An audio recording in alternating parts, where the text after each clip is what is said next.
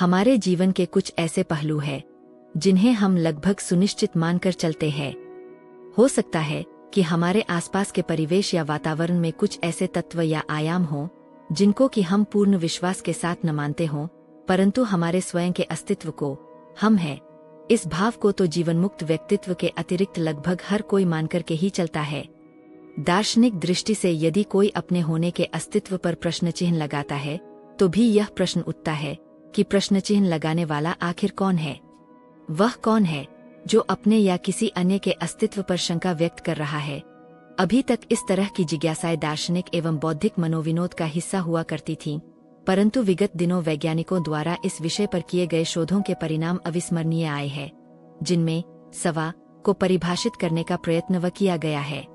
उन शोधों की गहराई में जाने से पूर्व इस विषय में चिंतन कर लेना अनिवार्य होगा कि हम सवा को सामान्य रूप से कैसे परिभाषित करते रहे हैं, क्योंकि हमारी अपने प्रति मान्यताओं के कुछ सार्वभौम आधार सदा से हमारे जीवन का हिस्सा रहे हैं। पहला तो यह कि हम स्वयं को अपरिवर्तनशील एवं नित्य मानते हैं। हमारे स्वयं के अस्तित्व पर विश्वास करने के मूल आधारों में से यह एक है। इस मान्यता का अर्थ यह नहीं कि हम यह मानते हैं कि हमें या हमारे व्यक्तित्व में कोई परिवर्तन नहीं होता, वरन इस मान्यता का आधार यह है कि हमारे साथ घटने वाले बाह्य परिवर्तनों के मध्य में हमारे भीतर कुछ या कोई ऐसा है जिसे हम सदा अपरिवर्तनशील मानते हैं। दूसरा, हमारा सवा हमारी दृष्टि में एक समन्वयकर्ता की भूमिका निभाता है। जैसे हमारी आंखें अपने आप में अकेले केवल देखने का कार्य करती है, कान सुनने का, नाक सूंघने का, त्वचा स्पर्श का और अन्य सभी अंग भी अलग अलग अपने अपने निर्धारित कार्यों को संपादित करते हैं, पर जिसे हम सवा के नाम से पुकारते हैं वह सवा इन सारी भिन्न भिन्न सूचनाओं, अनुभवों, अनुभूतियों को एकत्र करके एक समझने योग्य बोधगम्य अनुभव में बदलता है। तीसरा, हमारी दृष्टि में सवा वह है जो कर्ता की भूमिका का निर्वहन करता है। चाहे मन में उठने वाले विचार हों या हृदय में अनुभव होने वाली भावनाएं, जब उनके ऊपर क्रियान्वयन करने का समय आता है तब सवा ही है जो कर्ता के रूप में, कर्म करने वाले के रूप में उभरकर सामने आता है। सतही दृष्टि से देखने पर संभवतया यही वो कुछ प्रमुख गुण हैं जिन्हें कोई सवा को परिभाषित करते समय सूची में अवश्य रखना चाहेगा। विगत दिनों वैज्ञानिक जगत में हुए शोधों ने इन मूलभूत या आधारभूत विश्वासों पर कुछ ऐसा प्रहार किया है कि अब लगता है कि आधुनिक विज्ञान भी वेदांत दर्शन की भाषा को बोल रहा हो। उदाहरण के तौर पर इस वैज्ञानिक तथ्य से सभी परिचित है कि प्रकाश की गति ध्वनि की गति से कई गुना तीव्र होती है और इसीलिए हमें कोई घटना घटती पहले दिखाई पड़ती है, परंतु उससे संबंधित ध्वनि बाद में अनुभव होती है। वैज्ञानिक लंबे समय से इस विषय पर शोध कर रहे थे कि इन दोनों भिन्न भिन्न संवेदनों को हमारा मस्तिष्क एक साथ किस तरह समायोजित करता है कि यह हमको एक समग्र अनुभव की तरह प्रतीत हो। यह एक रोचक तथ्य है कि विगत शोधों का यह परिणाम निकल कर आया है कि वे ये इशारा करते हैं कि हम इनका निर्णय अंतर्ज्ञान या यूं कहें कि इंट्यूशन के आधार पर लेते हैं। यदि यह एक ऐसा अनुभव है जिसे मस्तिष्क पहले कभी कर चुका है, तो वो दो अलग अलग संवेदनों को एक करने का निर्णय अपने आप ले लेता है।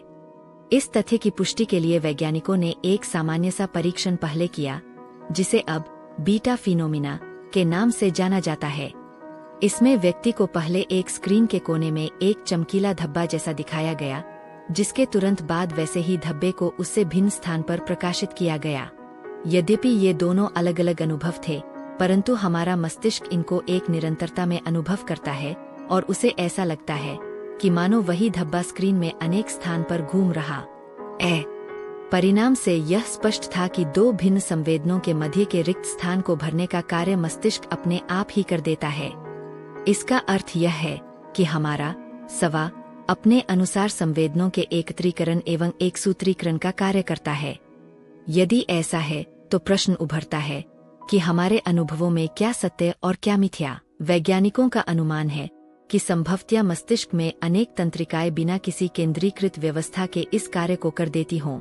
इसी सिद्धांत को मनोवैज्ञानिक भी अब आत्ममुग्धता या आत्मभ्रम, जिसे चिकित्सकीय भाषा में सेल्फ डिल्यूशन कहा जाता है, उसे समझने में करने लगे हैं।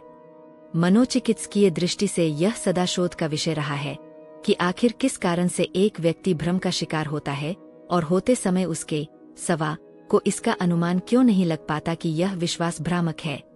ऐसे भ्रम ही सिजोफ्रेनिया से लेकर अन्य साइकोटिक मनोरोगों का कारण बनते हैं और कभी कभी तो ये भ्रामक विश्वास व्यक्ति के लिए जानलेवा सिद्ध होते हैं।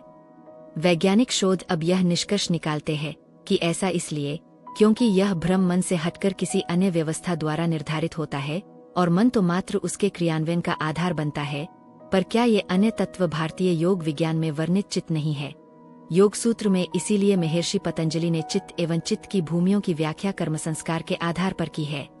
उस दृष्टि से देखने पर मनोचिकित्सा में वर्णित डिपर्सनलाइजेशन डिसऑर्डर को समझना भी आसान हो जाता है, जिसमें व्यक्ति अपने को आसपास के परिवेश से विच्छिन्न पाता है। फिर वैज्ञानिक शोधों के आधार पर एक और प्रश्न उभरता है, जिसे भारतीय दर्शन सदा से परिभाषित करता रहा है।